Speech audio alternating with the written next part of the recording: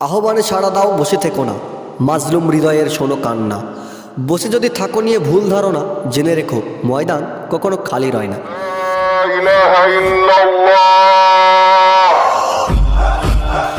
আসসালামু আলাইকুম প্রিয় ইসলামপন্থী ব্যক্তিগণ, আজকের আলোচিত বিষয় হলো ইসলাম ধর্ম একমাত্র সত্য ধর্ম। সেটার প্রমাণ আমরা দেখব। প্রমাণ নাম্বার 2। ইসলাম ধর্মের ধর্মীয় গ্রন্থে কোরআন ছাড়া পৃথিবীর বুকে এমন কোনো ধর্ম নেই যে ধর্মের কিতাবটি যেভাবে নাজিল হয়েছে তা তার আপন ভাষায় কোনো পরিবর্তন ছাড়াই সব জায়গায় পাওয়া যাবে। পৃথিবীর যে কোনো প্রান্ত থেকে কোরআন দেখুন, সারা বিশ্বের সব দেশে কোরআন যেভাবে নাজিল হয়েছে সেই ভাষায় হুবহু কোনো রকম পরিবর্তন ছাড়াই আপনি পেয়ে যাবেন।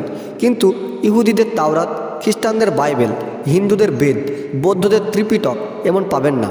বরং তা কোন ভাষায় তাদের ধর্মের অবতারের ওপর নাজিল হয়েছে সেই ভাষায় উক্ত কিতাবের কোনো অস্তিত্বই পাবেন না। আর কোরআন ছাড়া সব ধর্মগ্রন্থের ভাষাগত পার্থক্য দেখা দেয়। বিভিন্ন দেশে বিভিন্ন রকম ভার্সন বার হয়, কিন্তু আলহামদুলিল্লাহ পবিত্র কোরআনে তা পাবেন না। সারা বিশ্বের কোরআনের আরবি পাঠ একই।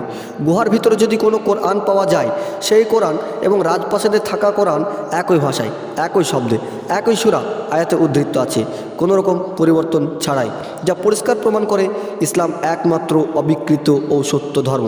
আশা করি আলোচনা বুঝতে পেরেছেন। হে আল্লাহ, তুমি সকল মুসলিমকে রক্ষা করো, খাস করে ফিলিস্তিনের মুসলমানকে হেফাজতে রাখো, আর আমাদেরকে তোমার পথে সঠিকভাবে চলতে পারি, জানতে পারি ও বুঝতে পারি তার তুমি তৌফিক দান করুন। আমিন।